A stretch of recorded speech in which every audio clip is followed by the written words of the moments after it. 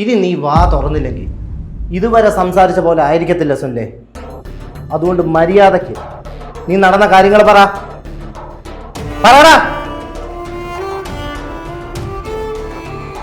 ആ മാമ, അവൻ ഗൾഫിൽ നിന്ന് ഇന്നലെ എത്തി. ഇനി കല്യാണം കഴിഞ്ഞിട്ടേ പോകത്തുള്ളൂ. 2 മാസം ഇവിടെ തന്നെ കാണും. മാമൻ, നീ സംസാരിക്കുന്ന ചേട്ടാ, മോള് വന്ന കാര്യം അവൻ്റെ അടുത്ത് പറയാത്തത്.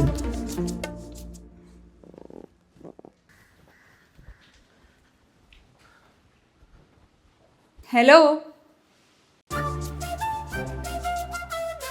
നീ എന്തിവിടെ? മിസ്റ്റർ സുനിൽ, നിങ്ങൾക്ക് കുറച്ചെങ്കിലും ഉത്തരവാദിത്വം ഉണ്ടോ? ഉണ്ടായിരുന്നെങ്കിലേ ഗൾഫിൽ നിന്ന് വന്ന ആദ്യം എന്നെ കാണണമായിരുന്നു, അല്ല നിങ്ങളുടെ ഫ്രണ്ട്സിനെ. കല്യാണത്തിന് മുന്നേ ദേഹോദ്രവം തുടങ്ങിയ ആ, ഞാൻ അതൊക്കെ ചെയ്യും. ആണോ?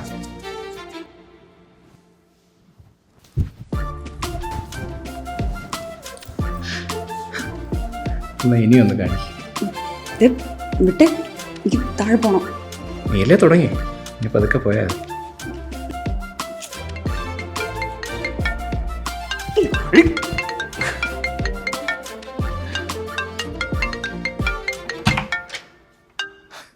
അളിയാ പറടാ.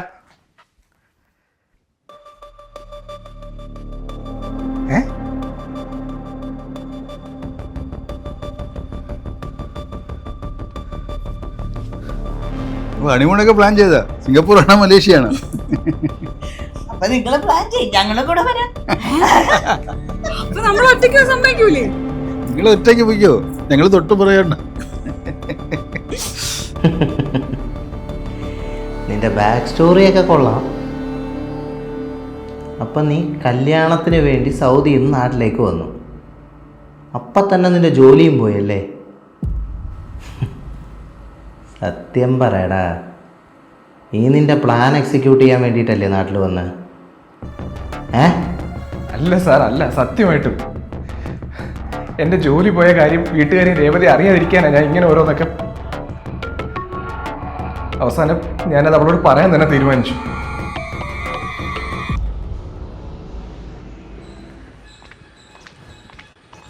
കുറെ നേരം വന്നിട്ട് സോറി, കുറച്ച് ലേറ്റ് ആയിപ്പോയി.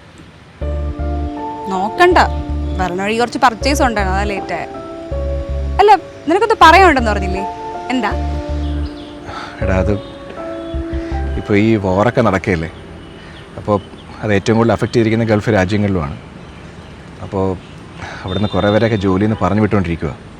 ഓക്കെ, അതിപ്പോൾ ഇങ്ങനെ ഒരു ക്രൈസിസ് ഉള്ളതുകൊണ്ടല്ലേ നീ പറഞ്ഞിട്ട് നിന്റെ ജോലി പോയതുപോലെയാണല്ലോ. എന്തു പറ്റി?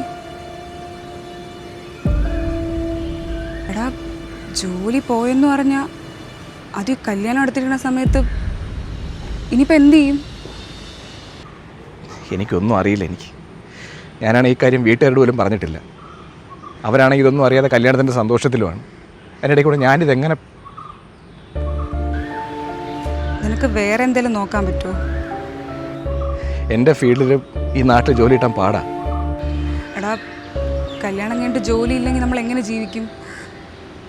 ഇപ്പം ഇനിഷ്യൽ ഡേയ്സിൽ കുഴപ്പമില്ല, എൻ്റെ സാലറി വെച്ച് മുന്നോട്ട് പോകാമെന്ന് കരുതാം. പക്ഷെ അങ്ങോട്ട് പോകപ്പോൾ ഇത് വെച്ചാൽ നമുക്കിടയിൽ എന്തെങ്കിലും ഇഷ്യൂസ് വന്നാൽ? ഞാനെ വിഷമിപ്പിക്കാൻ വേണ്ടി പറഞ്ഞതല്ല, കാര്യങ്ങളെല്ലാം പ്രാക്ടിക്കലായിട്ട് ആലോചിക്കുമ്പം വരണ പ്രോബ്ലംസിനെ കുറിച്ച് പറഞ്ഞതന്നേ ഉള്ളൂ. നീ തന്നെ ഇപ്പോൾ പറഞ്ഞില്ലേ ഇതിൻ്റെ ടെൻഷൻ നിനക്ക് ഹാൻഡിൽ ചെയ്യാൻ പറ്റണല്ലോന്ന്. അതിൻ്റെ ഇടയിൽ എന്തിനാണ് ഈ കല്യാണത്തിൻ്റെ ടെൻഷൻ കൂടെ? അതുകൊണ്ട് നമുക്ക് ഇപ്പോഴത്തേക്ക് ഇതൊന്ന് ഹോൾഡ് ചെയ്യാം. താനെന്താ പറഞ്ഞു വരുന്നത്? ഇതേ കൂടുതൽ ക്ലിയർ ആയിട്ട് പറയാനാണെങ്കിൽ ഞാൻ കല്യാണത്തിൻ്റെ കാര്യം ഒന്നുകൂടെ വീട്ടിൽ സംസാരിച്ചിട്ട് ബാക്കി കാര്യങ്ങൾ നമുക്ക് പിന്നെ പ്രൊസീഡ് ചെയ്യാം. ഓക്കെ, ശരി.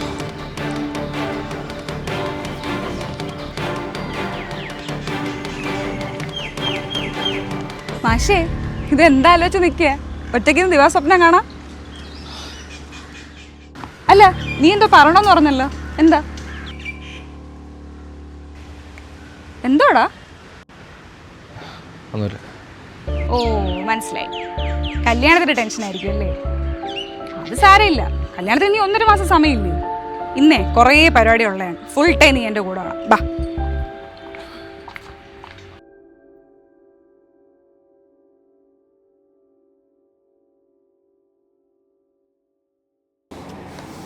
കാർത്തിക് സൂര്യയുടെ വർക്കൊക്കെ നിങ്ങളാണല്ലേ ചെയ്തത്? ഞാൻ പുള്ളിയുടെ വ്ളോഗ്സിലൂടെ മാരേജിന്റെ വീഡിയോസ് ഒക്കെ കണ്ടിട്ടുണ്ടായിരുന്നു. സ്റ്റേജ് ഡെക്കറേഷൻ ഒക്കെ വേറൊരു ഫീലായിരുന്നു കേട്ടോ. എന്തായാലും കൊള്ളാം. അപ്പൊ നമ്മുടെ കല്യാണം ഇതുപോലെ ഭിന്നിച്ചേക്കണം. ഓക്കെ, നമുക്ക് ഒരു കുഴപ്പമില്ല, അടിപൊളിയാക്കാം. ആക്ച്വലി ഞാൻ ടെക്നോ പാർക്കിലാണ് വർക്ക് ചെയ്യുന്നത്. അപ്പോൾ നമ്മുടെ കോർപ്പറേറ്റ് ഈവൻസ് ഒക്കെ നിങ്ങളെ കവർ ചെയ്യുന്നത് പറഞ്ഞിട്ട് നമ്മുടെ HR തന്നെ നിങ്ങളുടെ കോൺടാക്ട് തന്നു. അപ്പം May 15th കല്യാണം. അത് ഇപ്പോഴേ കലണ്ടറിൽ ബ്ലോക്ക് ചെയ്തേക്കണേ. ഓക്കെ. ആര്യ, ഇതാണ് ആര്യ, നമ്മുടെ വെഡ്ഡിങ് പ്ലാനറാണ്. പുള്ളിക്കാരൻ നമ്മുടെ ഡിസൈൻസ് എല്ലാം കാണിക്കും. അതെല്ലാം നോക്കിയിട്ട് ഇഷ്ടപ്പെട്ടത് നോക്കുക. ഇനി വേറെ എന്തെങ്കിലും ഡിസൈൻസ് പ്ലാൻ ഉണ്ടെങ്കിൽ നമുക്ക് അതിനനുസരിച്ച് ചെയ്യാം. വരും, ഞാൻ കാണിച്ചു തരാം. ഇത് കൊള്ളാമല്ലേ മാം? വെഡ്ഡിങ്ങിൻ്റെ എൻഡ് ടു എൻഡ് കാര്യങ്ങൾ ഞങ്ങളിവിടെ ചെയ്യും. വെഡ്ഡിംഗ് കാർഡ് ഡിസൈൻ ചെയ്ത് പ്രിൻ്റ് എടുക്കുന്ന തൊട്ട് stage decoration, catering, bride and ഗ്രൂമിൻ്റെ costume design, transportation, hotel booking, photography, അങ്ങനെ എന്തൊക്കെ സർവീസസ് വേണോ അതെല്ലാം ഇവിടെ അവൈലബിൾ ആണ്. അപ്പോൾ ഈ ഫസ്റ്റ് നൈറ്റ് ഡെക്കറേഷൻ ഒക്കെ ചെയ്യും? ചിരിക്കേണ്ട, അതും ഞങ്ങൾ ചെയ്യും. എന്ത്, നിങ്ങളുടെ ഹണിമൂൺ പാക്കേജ് വരെ ഞങ്ങൾ സെറ്റ് ചെയ്ത് തരും. പോരെ? ഈ കല്യാണരാമ സിനിമയിൽ പറയുന്ന പോലെ കുഞ്ഞിൻ്റെ ജനനം, 28, ബർത്ത്ഡേ പാർട്ടി, വിവാഹ നിശ്ചയം, വിവാഹം, വിവാഹ വാർഷികം, അങ്ങനെ ഒരു മനുഷ്യായുസിൻ്റെ മുഴുവൻ കോൺട്രാക്റ്റും സ്പെക്ട്ര ഇവൻറ്റ്സ് ഏറ്റെടുക്കും. അപ്പോൾ നമുക്ക് സ്റ്റേജിന് എന്തെങ്കിലും യുണീക്ക് ആയിട്ടുള്ള ഡിസൈൻസ് നോക്കിയാലോ? തൻ്റെ ഇഷ്ടം. മാം, ഇനി ഫുൾ സ്റ്റേജ് പുതിയതായിട്ട് ഡിസൈൻ ചെയ്യണമെങ്കിലും അതും നമുക്ക് ചെയ്യാം.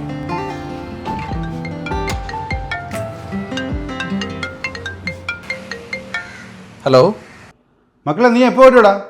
ഡ്രസ്സ് എടുക്കാനൊക്കെ പോകണ്ടേ? അച്ഛാ, ഞാൻ വരാം. പിന്നെ റിസപ്ഷൻ ഹാൾ ബുക്ക് ചെയ്തതിൻ്റെ പേയ്മെൻറ്റ് കൊടുത്തില്ലായിരുന്നോ? അതൊന്ന് ഇന്ന് തന്നെ ചെയ്തേക്കണേ. ആ, ഓക്കെ.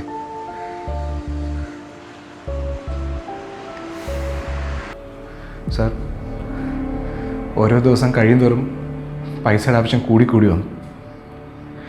കുറേയൊക്കെ ഫ്രണ്ട്സിൻ്റെ തന്നെ ഒപ്പിച്ചു. പക്ഷെ അതൊക്കെ എത്രയെന്നും പറഞ്ഞാൽ പിന്നെ വീട്ടുകാരറിയും മുന്നേ എങ്ങനെയെങ്കിലും ഒരു ജോലി ഒപ്പിക്കാനുള്ള ഓട്ടത്തിലായിരുന്നു.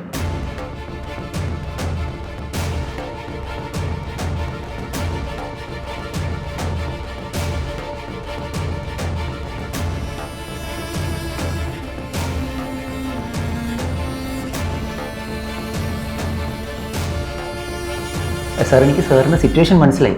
പക്ഷേ ഇപ്പോഴത്തെ അവസ്ഥയിൽ GCC കൺട്രീസിലേക്ക് വിസ കിട്ടില്ല. നമുക്ക് ജർമ്മനി അല്ലെങ്കിൽ UK നോക്കാം. UK ഓക്കെ, ഒരു 1 വീക്കിനുള്ളിൽ ഇൻ്റർവ്യൂ സ്കെഡ്യൂൾ ചെയ്യാൻ പറ്റുമോ? കാരണം നെക്സ്റ്റ് മന്ത് എൻ്റെ മാരേജ് ആണ്. ഓ അയ്യോ സാർ, അങ്ങനെയാണെങ്കിൽ നമുക്ക് UK നോക്കാൻ പറ്റില്ല. കാരണം UKയിലേക്ക് പോകണമെങ്കിൽ IELTS ക്ലിയർ ചെയ്യണം. അതിന് പ്രോപ്പർ കോച്ചിങ് വേണം. സോ അതിനുള്ളൊരു ടൈം ബാൻഡ് എടുത്തില്ലല്ലോ. കുഴപ്പമില്ല, നമുക്ക് ജർമ്മനിയിലേക്ക് നോക്കാം. ഈ ഇൻ്റർവ്യൂ ക്ലിയർ ആയി കഴിഞ്ഞാൽ ജോലി കിട്ടുമല്ലോ അല്ലേ? വേറെ പ്രോബ്ലംസ് ഒന്നും? അയ്യോ, പ്രോബ്ലംസ് ഒന്നുമില്ല സാർ. ക്ലയൻറ്റ്സ് എല്ലാവരും ജെന്യൂൻ ആണ്. ഞാൻ വേണമെങ്കിൽ ഡീറ്റെയിൽസ് അയച്ചുതരാം. ഇൻ്റർവ്യൂവിൽ സാറിൻ്റെ പെർഫോമൻസ് നല്ലതാണെങ്കിൽ വിസ പെട്ടെന്ന് തന്നെ കിട്ടും. സാർ എനിക്ക് ഡോക്യുമെൻറ്റ്സ് ഇപ്പോൾ തന്നാൽ ഞാൻ ഇന്ന് തന്നെ പ്രൊസീജിയേഴ്സ് ഇനീഷ്യേറ്റ് ചെയ്യാം. നിന്റെ ഇന്റർവ്യൂ കഥ കേൾക്കാനല്ലേ ഞങ്ങൾ ഇവിടെ ഇരിക്കുന്നത്? വിനോദേ, സോറി സാർ. കഴിഞ്ഞ 30 ദിവസത്തെ നിൻ്റെ ബാങ്ക് അക്കൗണ്ട് സ്റ്റേറ്റ്മെൻറ്റാണിത്. 15-ാം തീയതി നിൻ്റെ അക്കൗണ്ടിൽ നിന്ന് ഒരു കനേഡിയൻ അക്കൗണ്ടിലേക്ക് 18 ലക്ഷം രൂപയാണ് പോയിരിക്കുന്നത്. തൊട്ടടുത്ത ദിവസം ഒരു ബാങ്കോക്കിൻ്റെ അക്കൗണ്ടിലേക്ക് 12 ലക്ഷം രൂപ. അങ്ങനെ ഇന്ത്യയിലെ പല സ്റ്റേറ്റുകളിൽ നിന്നായി നിൻ്റെ അക്കൗണ്ടിലേക്ക് വന്നിരിക്കുന്നത് 89 ലക്ഷം രൂപയാണ്. ഇത് നിനക്കറിയില്ലെന്ന് പറഞ്ഞാൽ സുല്ലേ, നീ ഈ നെറ്റ്വർക്കിൻ്റെ ഭാഗമാണെന്ന് ഞങ്ങൾക്ക് മനസ്സിലായി. പക്ഷേ നീ ഒറ്റയ്ക്കല്ല. ആരൊക്കെയാണ് നിൻ്റെ കൂടെ ഉള്ളത്? പറയടാ. Yeah, so in that case, sir, we can have a recruitment in all the state so that we can easily achieve the target as well. Yes. Okay. Yeah. Thank you, sir. Thank you.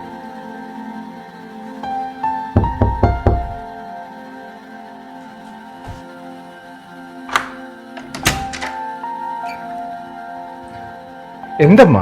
എടാ, കല്യാണം കഴിഞ്ഞിട്ട് ഒറ്റയ്ക്ക് കഥ അടച്ചിട്ട് എന്തോ ചെയ്തിട്ടിരിക്കണേ? അങ്ങനെ അങ്ങോട്ട് ചോദിക്കമ്മ.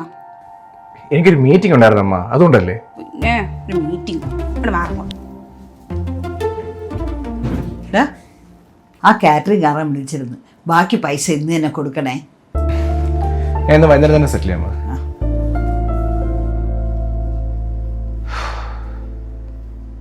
Congratulations sir. Thank you. Sir interview clear ആയിട്ടുണ്ട്, ജോബ് ഓഫർ അവർ പറഞ്ഞിട്ടുണ്ട്. ഓക്കെ, അപ്പം അടുത്ത സ്റ്റെപ്സിന് സർ അടുത്തത് പ്രോസസ്സിംഗ് ഫീസ് ക്ലിയറൻസ് സർട്ടിഫിക്കറ്റിനായിട്ട് 10 lakhs അടയ്ക്കണം. 10 lakhs ഇപ്പോൾ അത്രയൊന്നും എൻ്റെ കയ്യിൽ എടുക്കാനില്ല. ഒന്നാമതെ കല്യാണമൊക്കെ കഴിഞ്ഞ് ആകെ ടൈറ്റായിട്ടിരിക്കുക. സർ ഈ എമൗണ്ട് അടച്ചാലേ ആ പ്രോസസ്സിങ് കംപ്ലീറ്റ് ആവുള്ളൂ. ഇത് കമ്പൽസറി ആണ്. സാറിൻ്റെ അവസ്ഥ എനിക്ക് മനസ്സിലാവും. സർ ഞാൻ വേണമെങ്കിൽ ഈ ജോബ് ഒരു 5 days കൂടി ഹോൾഡ് ചെയ്യാം. അതാണ് എനിക്ക് ചെയ്യാൻ പറ്റുന്ന മാക്സിമം ഹെൽപ്പ്. സാർ അതിൻ്റെ ഇടയ്ക്ക് ഈ പൈസ അടച്ചാൽ മതി.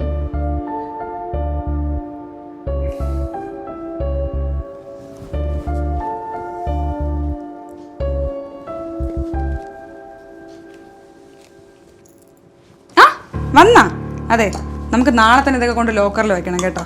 നാളെ കഴിഞ്ഞപ്പോഴേ 2-3 ദിവസത്തേക്ക് ബാങ്ക് ഹോളിഡേ ആണ്.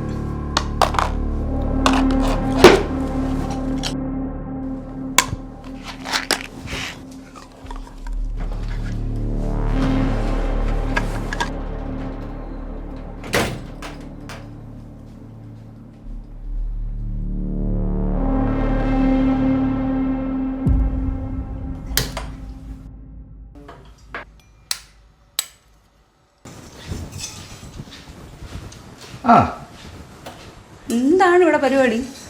നിനക്കൊരു മുട്ട ഉണ്ടാക്കി തരാൻ വിചാരിച്ചു. ഓ അതെ, കല്യാണത്തിന് 2 മാസം ലീവ് ഉള്ളൂ എന്ന് പറഞ്ഞിട്ടേ ഇപ്പൊ 3 മാസമായല്ലോ. തിരിച്ചൊന്നും പോണ്ടേ? എടീ, ഞാൻ ഈ മാസം കൂടെ വർക്ക് ഫ്രം ഹോം കണ്ടിന്യൂ ചെയ്യാൻ. എന്നിട്ടാ ഒന്നും ചെയ്യണം ഞാൻ കണ്ടില്ലല്ലോ, അതുകൊണ്ടല്ലേ ഞാൻ ചോദിച്ചേ. എടീ, അത് എൻ്റെ കമ്പനിയിൽ ഇപ്പം പണി കുറവാണ്. പിന്നെ കല്യാണം ആയതുകൊണ്ട് ഞാൻ എല്ലാ പ്രോജക്റ്റും തീർത്തിട്ട് ഇങ്ങോട്ട് വന്നേ.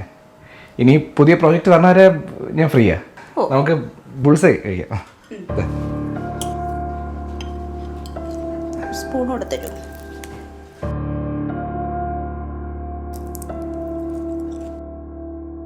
എൻ്റെ ആവശ്യത്തിന് വേണ്ടി സ്വർണ്ണം ഞാൻ ബാങ്ക് ലോക്കറിൽ വയ്ക്കാതെ പണയം വെച്ചു. പിന്നെ രേവതി അറിയാതിരിക്കാൻ വേണ്ടി ഫോണിൽ ബാങ്കിൻ്റെ നോട്ടിഫിക്കേഷൻ ഞാൻ ഓഫാക്കുകയും ചെയ്തു. മതിയാക്കടാ. അപ്പം നിന്റെ ഭാര്യ ഈ നെറ്റ്വർക്കിന്റെ ഭാഗമാണ്. അല്ല സാർ, അവർക്ക് ഇതിനെപ്പറ്റി ഒന്നും അറിയില്ല. സുനിലേ, ലോക്കറിൽ നിന്റെ ഗോൾഡ് എടുത്തായിരുന്നോ? എന്റെ ഗോൾഡ് എവിടെ? ഇവിടെ നിങ്ങളല്ലേ ചോദിച്ചെന്റെ ഗോൾഡ് എവിടെയെന്ന്? എന്ത് പറ്റുമോളെ? ഞാൻ അറിയാതെ എന്റെ ലോക്കറിൽ നിന്ന് ഗോൾഡ് എടുത്തിട്ട് അത് ചോദിച്ചപ്പോ മിണ്ടാ നിൽക്കുക. പക്ഷേ എനിക്കൊരു അത്യാവശ്യം വന്നപ്പോൾ ആ ഗോൾഡ് എനിക്ക് പണയം വെക്കേണ്ടി വന്നു. എന്താവശ്യം തന്നെ അവളുടെ ഗോൾ എടുത്താണോ ചെയ്യേണ്ടത്? അതും അവളുടെ അടുത്ത് പറയാതെ. നീ എന്നോട് തുടങ്ങിയടാ ഇങ്ങനെയൊക്കെ ചെയ്യേ? എനിക്ക് പറയാനുള്ള നിങ്ങളൊന്ന് കേൾക്കാം ആദ്യം.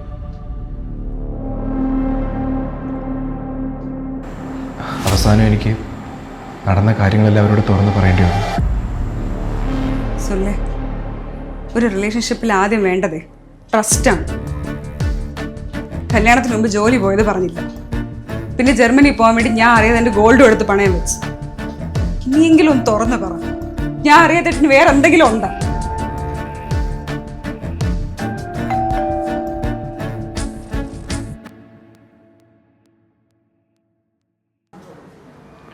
സുനിലേ,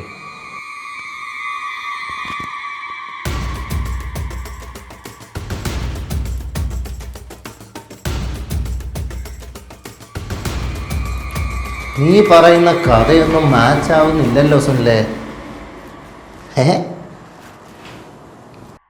സാർ, ചെന്നൈയിൽ നിന്ന് ഇപ്പോൾ വിസ സ്കാം കംപ്ലയിൻറ്റ് വന്നിട്ടുണ്ട്. അവർ ചെക്ക് ചെയ്ത് നോക്കിയപ്പോൾ ആ എമൗണ്ട് എല്ലാം ഇവൻ്റെ അക്കൗണ്ടിലേക്ക് ക്രെഡിറ്റ് ആയത്.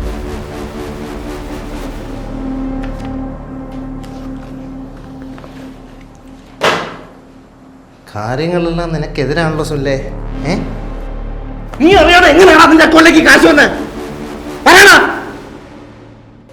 1 മാസത്തിനുള്ളിൽ ഞാൻ ശരിക്ക് തരാൻ പറഞ്ഞിട്ട് മാസം 2 കഴിഞ്ഞു. എന്തെങ്കിലും പ്രശ്നമുണ്ടോ?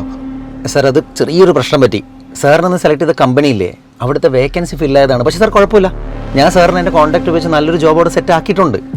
ഈ പേപ്പേഴ്സൊക്കെ ക്ലിയർ ആവാൻ വേണ്ടിയും വിസ വരാൻ വേണ്ടി ഒരു 1 month, അത് മാത്രമേ ഉള്ളൂ. എടോ, ഇപ്പോൾ ഇങ്ങനെയൊക്കെ പറഞ്ഞാൽ എൻ്റെ കയ്യിൽ 5 പൈസ ഇല്ല. ഞാൻ ഇവിടെ പ്രാന്ത് പിടിച്ചിരിക്കുക.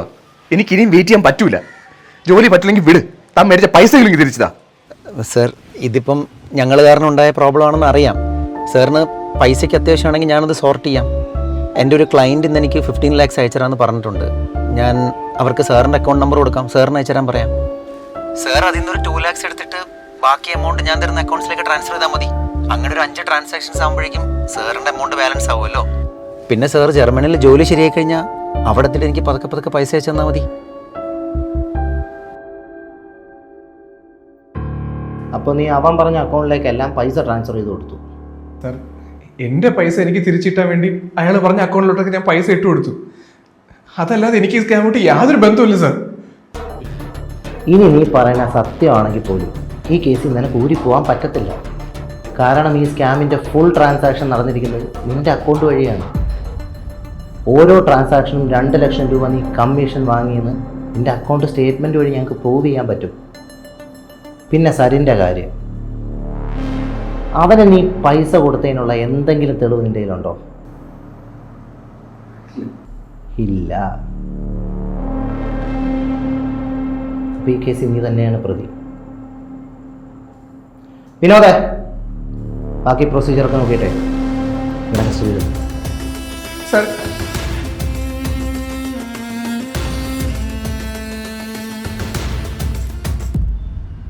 சார், என் தங்கச்சி கல்யாணத்துக்கு வச்சிருந்த காசு தான் உங்ககிட்ட கொடுத்துருக்கேன். எப்படியும் வேலை கிடச்சிரும்ல? கண்டிப்பா அடுத்த வாரம் விசா ப்ரொசீஜர்ஸ் எல்லாம் கம்ப்ளீட் ஆகிடும். நான் ஆல்ரெடி ஜெர்மனில எல்லாம் அரேஞ்ச் பண்ணியிருக்கேன். உங்க தங்கச்சி கல்யாணம் உங்களாலே தாம் தூம்னு നടത്ത முடியும். കവലപ്പെടാതെ. വിദേശത്ത് എങ്ങനെയെങ്കിലും ഒരു ജോലി കിട്ടണമെന്നുള്ള ആഗ്രഹത്തിൽ ഫേക്ക് വർക്ക് വിസ സ്കാമിൽ ലക്ഷങ്ങൾ നഷ്ടപ്പെട്ട് ജീവിതം വഴിമുട്ടിപ്പോയ ഒരുപാട് പേര് നമുക്കിടയിലുണ്ട്. കേന്ദ്ര സർക്കാരിൻ്റെ കണക്കുകൾ അനുസരിച്ച് 3000-ലധികം ഫേക്ക് ഏജൻസികളാണ് നിങ്ങളെ വീഴ്ത്താൻ വലയും വിരിച്ച് കാത്തിരിക്കുന്നത്. ഇതിൽപ്പെട്ടാൽ നിങ്ങളുടെ പൈസയും സമയവും മാത്രമല്ല നഷ്ടമാകുന്നത്, ചിലപ്പോൾ നിങ്ങൾ ഈ സ്കാമിൽ ഒരു കണ്ണിയായി തന്നെ മാറും. ഇനിയെങ്കിലും വിദേശത്ത് പോകാൻ ആഗ്രഹിക്കുന്ന ഒരാൾ പോലും ഇത്തരം സ്കാമുകളിൽ വീഴാതിരിക്കാൻ ഈ 5 കാര്യങ്ങൾ നിങ്ങൾ ശ്രദ്ധിക്കും.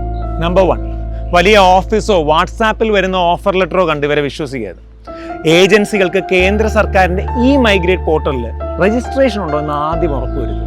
നമ്പർ 2, ഇപ്പം വിസിറ്റിംഗ് വിസയിൽ പോകൂ, അവിടെ ചെന്നിട്ട് വർക്ക് വിസയാക്കി മാറ്റും. ഇങ്ങനെ ആരെങ്കിലും പറയുന്നുണ്ടെങ്കിൽ വിശ്വസിക്കരുത്. ടൂറിസ്റ്റ് വിസയിൽ ജോലി ചെയ്യുന്നത് നിയമവിരുദ്ധമാണ്.